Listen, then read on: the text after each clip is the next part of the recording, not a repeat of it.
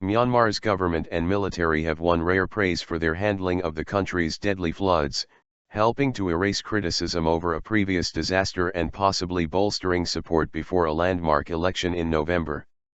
The floods, coinciding with the tail end of a cyclone, have killed at least 99 people, left thousands homeless and inundated vast tracts of farmland. A massive relief operation is gathering speed with international help. It is Myanmar's biggest natural disaster since Cyclone Nargis killed nearly 140,000 people in May 2008. The military junta then ruling the country sparked global outrage by initially rejecting foreign aid and delaying large-scale relief efforts. The reformist government that replaced the junta in 2011 has reacted differently.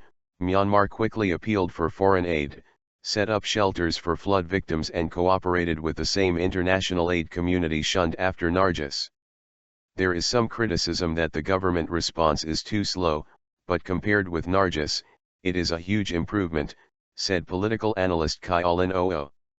Also inviting comparison between the two disasters is President Thein Sein, an ex-general and the junta's prime minister in 2008 who led the Nargis relief effort.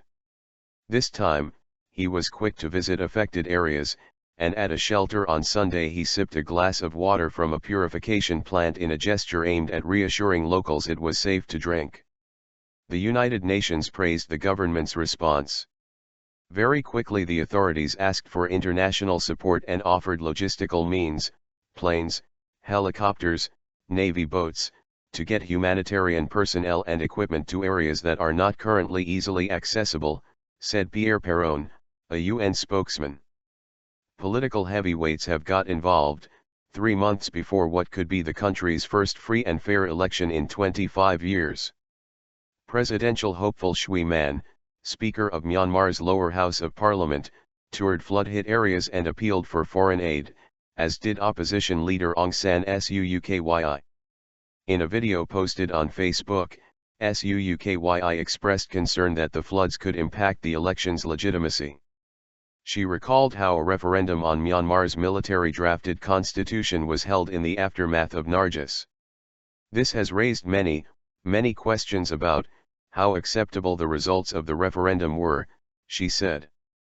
We do not want such questions to be raised this time with regard to our elections. Rare military apology.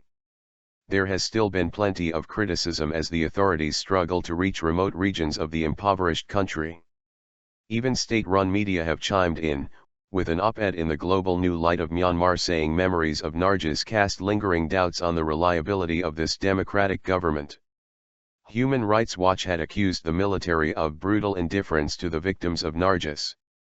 Still powerful today, the military has been instrumental in getting aid to areas cut off by floods and landslides. It has also proved acutely sensitive to criticism of its efforts.